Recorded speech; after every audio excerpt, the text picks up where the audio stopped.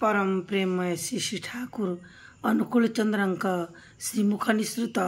पवित्र स्वास्थ्य और सदाचार सूत्र ग्रंथ पाठ वैशाखर नव सर्जन मोर परम पुरुष जे पूरणद निकूल मालिक परम पिता तांक निकट यहाँ ही एकांत प्रार्थना प्रति प्रत्येक जेपरी निरोग निरापद धीमान श्रीमान कुशल कौशली पराक्रमी क्रियमाण सुस्थ सबल चिरायु होई बंची रुहंती आउ मोर कातर प्रार्थना जेपरी से मंजूर करती। स्वास्थ्य सदाचार सूत्र खाओ किंतु क्षुधा को अवसन्न करी नुहे स्नान कर स्वास्थ्य शरीर जेपरी चाहे कथा कह किंतु बाजे पचरा कथा उठाओना वास्तवतार धार करी सुयुक्त संगतिशील तात्पर्य पाइखाना को जाओ तुमर सुस्ति और स्वस्तिर जहाद्वारा समता रक्षा करे एपरी भावरे श्वास प्रशासनीय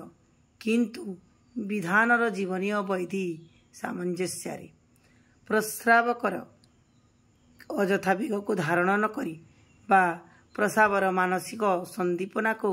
अजथा वृद्धि न करी देख सुदूर लक्ष्य स्मित निविष्ट दृष्टिपात करी सबुज परिवेश दूर को दृष्टिपात कर प्रांतर शेष सीमा को सहज दृष्टि पथरे आनिबा को चाल बा काम कर क्लांति अवसह होई नुहे सामर्थ्यर क्रमचर्या बढ़ाई प्रवृत्ति गुड़ी को अवैध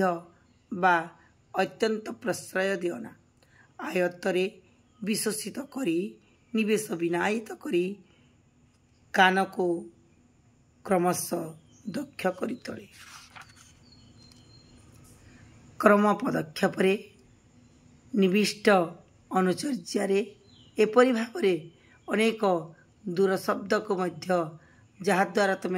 शुणिबार आयत्त को आनीपार पाठ कर किंतु तुमर भाव संदीपनार भीतर दे जहाद्वारा ताहा मस्तिष्क रेखापात करे स्वच्छल श्रुतिर सुस्थ अनुवेदना नहीं भ्रांति गुड़ी को निरसन करी कथारे लेखारे ताहार विहित अभिव्यक्ति जेउठारे जेपरी प्रयोजन बाणी संख्या 89। जय गुरु जय गुरु।